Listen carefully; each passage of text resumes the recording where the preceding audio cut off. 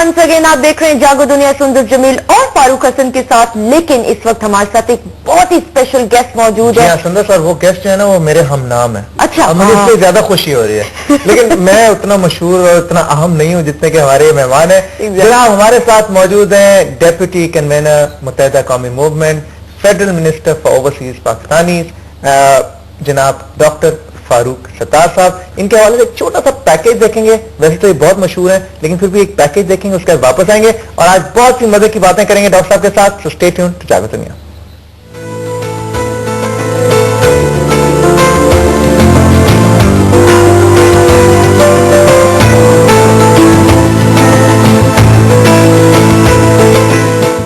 फारूक सत्तार पाकिस्तान की अहम तरीन सियासी जमातों में से एक जमात मुत्तहिदा कौमी मूवमेंट के सीनियर रहनुमा है। उनका ताल्लुक मेमन खानदान से है। सियासत में आना और मुल्क कौम की खिदमत करना उनका जुनून था।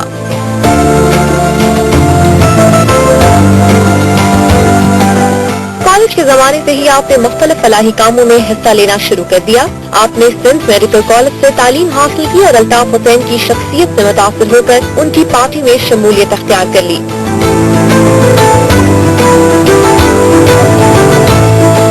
उस वक्त की सियासत में इंतहा पसंदी का अंतर गालिब था, इसलिए आपके खानदान वालों ने आपके सियासत में आने की मुखालिफत की, मगर आप डटे रहे। आपको कराची के कमसिन तरीन मेयर होने का एजाज भी हासिल है। 16 मार्च 2008 में आपको हिज़्ब इख्तिलाफ की तरफ से वज़ीर आज़म भी नामजद किया गया। इस वक्त फारूक सत्तार वफाकी वजीर बराए ओवरसीज पाकिस्तान अपने फराइज सर अंजाम दे रहे हैं। आइए मिलते हैं मुत्तहिदा कौमी मूवमेंट के सीनियर रहनुमा वफाकी वजीर डॉक्टर फारूक सत्तार से।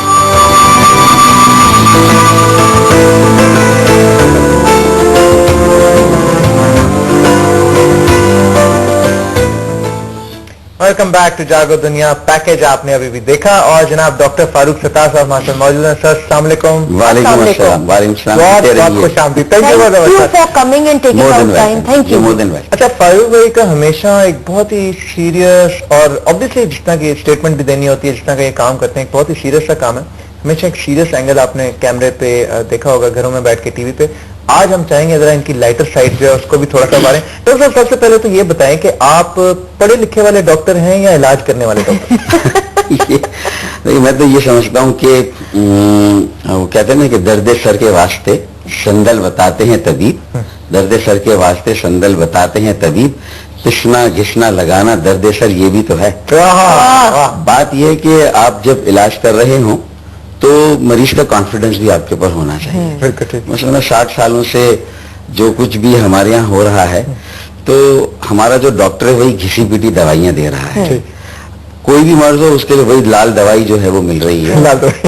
इस बात की अब हम मालिज को या डॉक्टर को चेंज करें और शायद अब चेहरे ही बदलने की जरूरत नहीं है, आर्जी तब्दीलियों से काम नहीं होगा, निजाम बदलने की जरूरत है। अच्छा, मैंने बिल्कुल एक लाइट से सवाल पूछा डॉक्टर साहब ने, उसमें भी सीरियसनेस दिया है डॉक्टर साहब। This is my training. मुझे बताएं किस ईयर के अंदर आपने जो है मेडिसिन MBBS कंप्लीट की थी? 86 में किया था मैंने। अच्छा। और उसके बाद हाउस जॉब की। ट्रेनिंग आर्मोशिप मैंने फिर प्लास्टिक सर्जरी में शुरू की। अच्छा। और उसी में मेरी ख्वाहिश थी कि मैं पोस्ट ग्रेजुएशन भी करता। अच्छा। लेकिन प्लास्टिक सर्जरी तो एक तरफ रह गई। इलेक्शंस हुए, पॉलिटिक्स में स्टूडेंट लाइफ से थे, इतनी बड़ी जिम्मेदारी अल्ताफ भाई और हमारी मरकजी कमेटी ने और मुझे सौंप दी, कराची की चाबी मुझे दे दी। और मेयर भी आप youngest mayor I think of such a big metropolis. तो ये एक बार बहुत बड़ा एहसास था और पहला पब्लिक ऑफिस था हमारे लिए क्योंकि हम बिल्कुल नए नए आए थे सियासी मंजरनामे पर। तो प्लास्टिक सर्जरी एक तरफ रह गई, फिर वो जो ग्रॉस सर्जरी होती है, एम्प्यूटेशंस होते हैं, सारा जो गला सड़ा जो निजाम में जो कुछ भी है उसको निकालना, तो एम्प्यूटेशन ग्रॉस सर्जरी, तो उस पर सारा लग गया। प्लास्टिक सर्जरी एक तरफ। अच्छा, आपने ये बताया कि आप स्टूडेंट लाइफ में आप पॉलिटिक्स में थे, तो आप किस तरह वाली पॉलिटिक्स? एक तो होती है ना थोड़ा एग्रेसिव और जज्बाती किस्म की पॉलिटिक्स में, फड्डे भी होते हैं, और एक होता है बड़ा पीसफुल किस्म। तो आपकी जिस तरह की पर्सनैलिटी है, मुझे आप वो एग्रेसिव और फड्डे करने वाले नहीं लगते जो बात बात पे जज्बाती होके 4 बंदे इकट्ठे कर लिए, पथराव कर दिया, ये कर दिया। आप किस किस्म की सियासत करते थे? देखिए, फर्म होने के लिए जरूरी नहीं कि you need not necessarily to be tough या रफ। तो हम फर्म तो जरूर थे, अपनी जो प्रिंसिपल्स हैं, आइडियोलॉजी है, उसमें पहले दिन से बहुत क्लियर थे। जो हमने जिस चीज को इख्तियार किया था बहुत कॉन्शियसली किया था, और ये सोच के किया था कि किसी न किसी को तो बिल्ली के गले में घंटी बांधनी है। तो ये एक सोच थी और एक विजन के साथ आए थे, और लॉजिक के साथ, रीजन के साथ लोगों से बात करना, उन्हें कायल करना, और बहुत ज्यादा मेहनत की। और फिर उसके बाद लोगों को जो है वो जिस पर अल्ताफ भाई हम सबको लेकर चले, तो मैं समझता हूँ एक बड़ी एक लंबी जद्दोजहद है।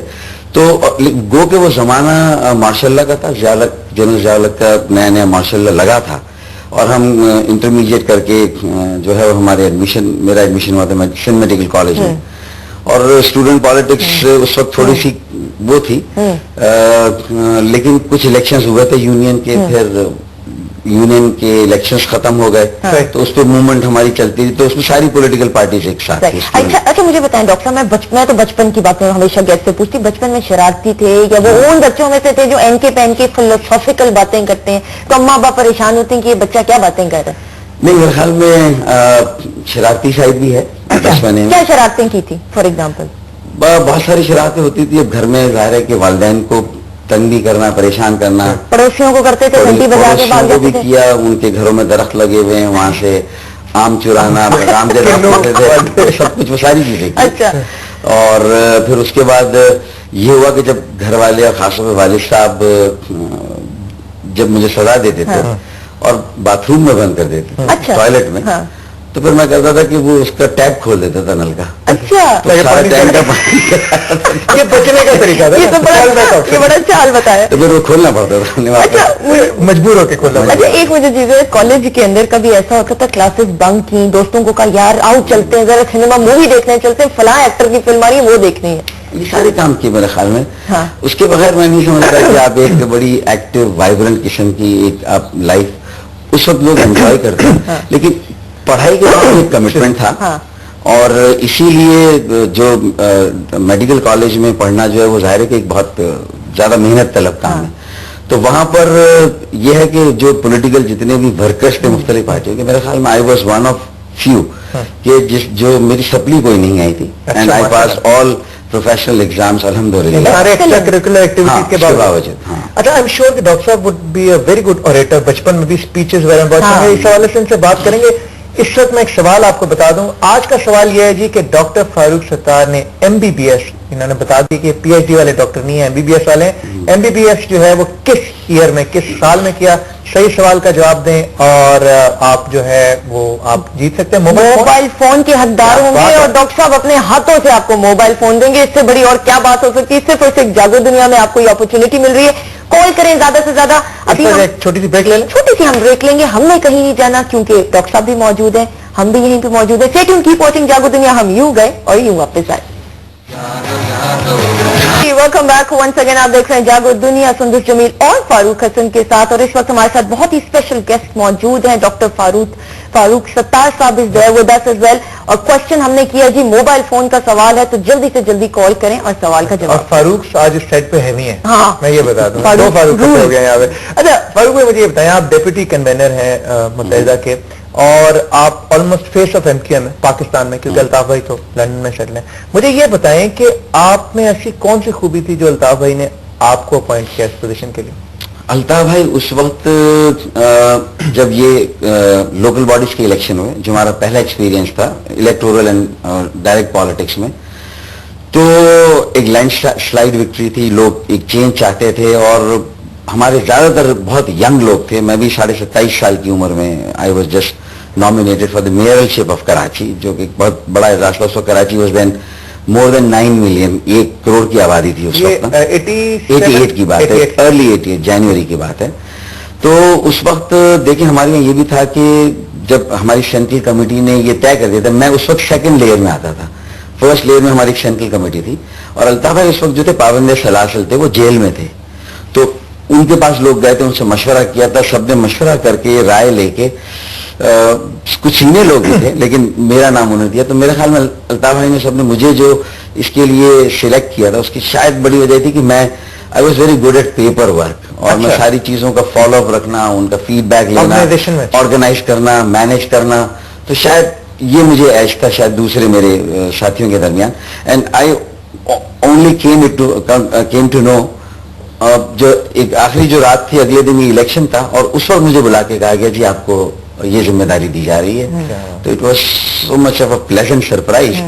आई वॉज शॉक्ड, और मैं तो नहीं समझता कि मैं इतनी बड़ी जिम्मेदारी का अहल हो सकता हूँ या इसको पूरा कर सकता हूँ।